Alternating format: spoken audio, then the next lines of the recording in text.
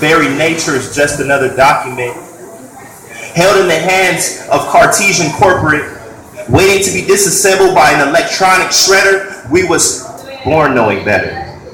But no better is equal to not never, and compared to insignificant, please believe it's no better. Human life is a love letter that's been weathered by wet weather and laid in the street by wind and blown wherever. Human life is not forever, but feels even less than ever when you remove it together. In an age where isolation is disguised as pleasure, in this age of information, parents are removed from the equation and replaced by electronic stimulation, leaving the child to be loved only in simulation, which provides the education that their hearts should live in the basement, never to face men. They can't even face men. This isolation has their minds wasted. No kind or identity to be placed with, so they find their placement away from the congregation of human association. Computer propagation of propaganda produced the foundation for the growth of an insensitive population. We live adjacent in a ghetto where times are hard for living. And the concrete is a metaphor because the streets are unforgiving. In a time we need to feel like brethren, we are afraid to even touch our children. They make us still up our hearts, then tell us no hard feelings. So you better love from across that tablet screen. Because God forbid you be the type who wants to draw closer.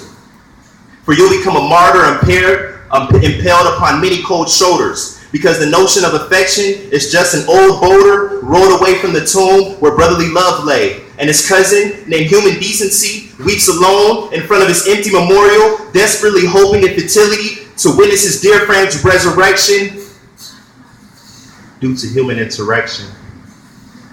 GPS maps in every city, but our hearts have no direction. Timelines and deadlines processed by computer minds got us in a perpetual hamster wheel, running a rat race for a piece of cheese that's preventing the closure of a mousetrap. Millions of bodies always running late to no destination, moving in all directions around each corner of an endless maze of concrete, titanium, and electron processing, soul stripping, metropolitan habitat. And in this place, from the view of a helicopter, us humans appear to be the flowing blood in the veins of this grand machine created to consume life into oblivion for the purpose of its self-replication.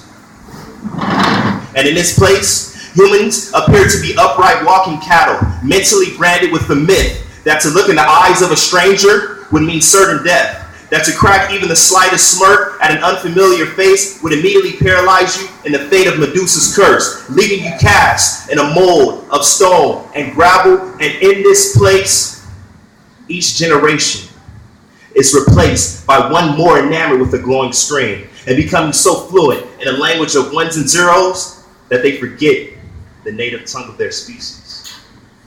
A language spoken in handshakes, hugs, and time together.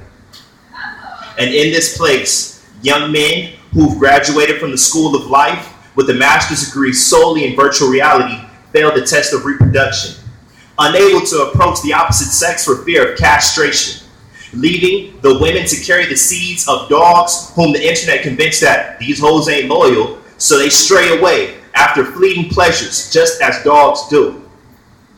And in the caliber of a dog's mistress, these women abandon their young to the hands of a digital captor while they take advantage of a nonprofit modeling career opportunity provided by Instagram, which benefits thousands of online needy children disguised as lousy men.